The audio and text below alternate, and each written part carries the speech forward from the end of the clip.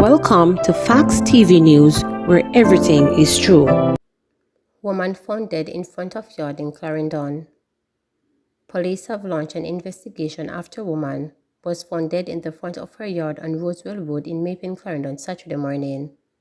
The deceased woman has been identified by police as 44-year-old Deborah Martin. It is reported that around 8:30 a.m., Martin's 16-year-old son stumbled upon her motionless body in front of their yard and alerted other residents who summoned the police.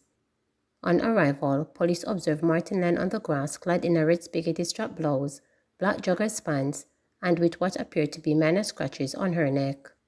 The scene was processed and Martin was taken to the Mapen Hospital where she was pronounced dead. The body was later transported to the morgue pending a post-mortem examination. The Mapen police are investigating. 73-year-old woman in custody for allegedly killing husband over will.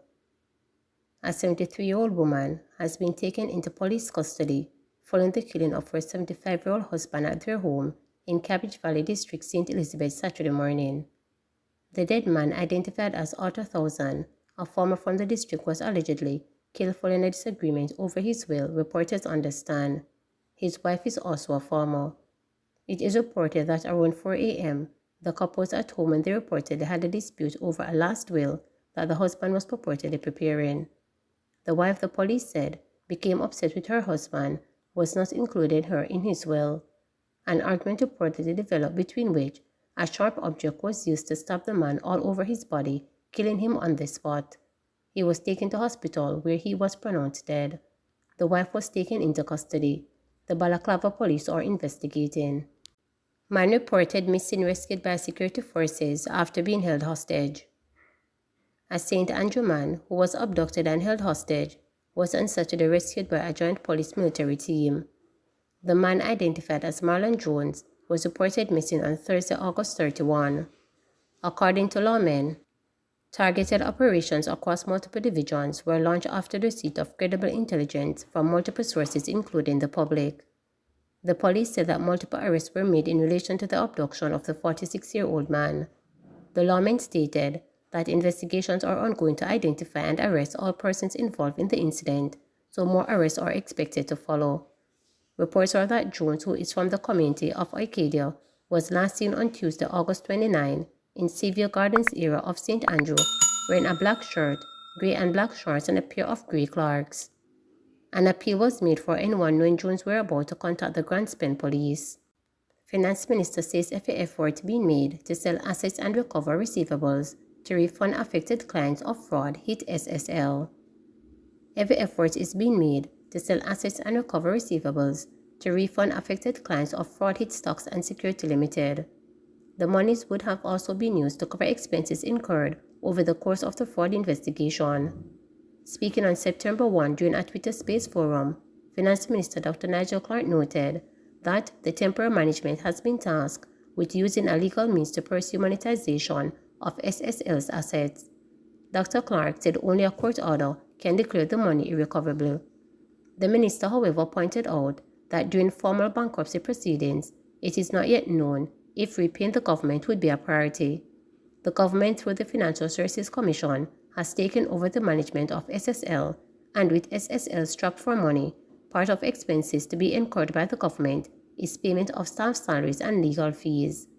Dr. Clark cautioned that it is possible that nothing could turn up even after the pursuit of the assets. The FSC and the temporary manager using all legal means available to pursue the monetization of any asset on the balance sheet of SSL, inclusive of any accounts receivables. It will not be sufficient. The government will not accept a simple statement that accounts receivable balances are uncollectible. Under these circumstances of the government providing support, the government of Jamaica and the people of Jamaica will accept nothing less than a court order, either in Jamaica or in whichever territory is the registered territory of any legal entity that owes money to SSL. Only a court in that jurisdiction pronouncing that entity as insolvent will suffice for us to conclude that those amounts are irrecoverable. any and all assets on the balance sheet, apart, of course, from furniture and computers and intangibles like a computer system and things that are necessary for the ongoing responsibilities of SSL, that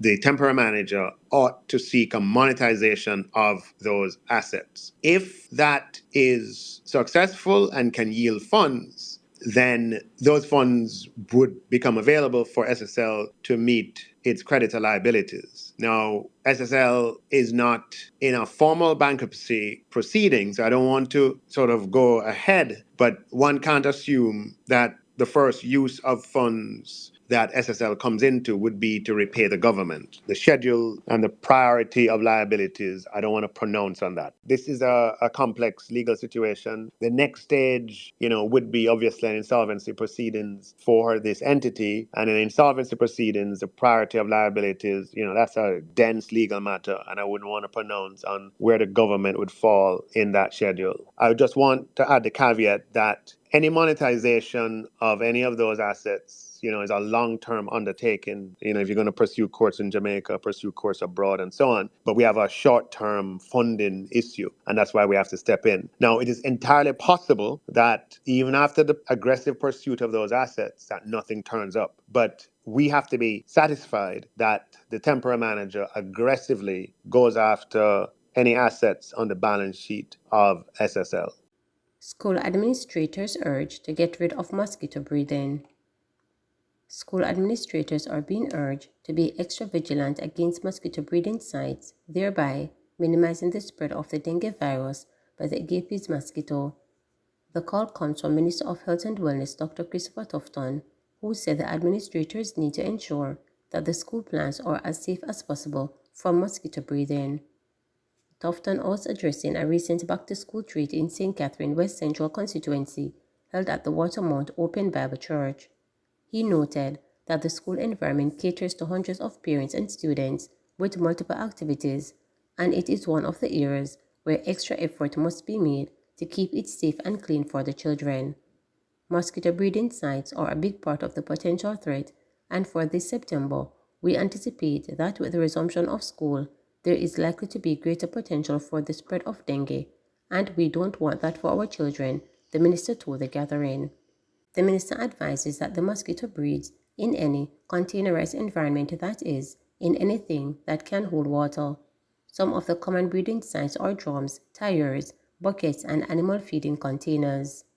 Members of the public are encouraged to search their surroundings at home and work at least once per week to ensure there is no breeding of the mosquito.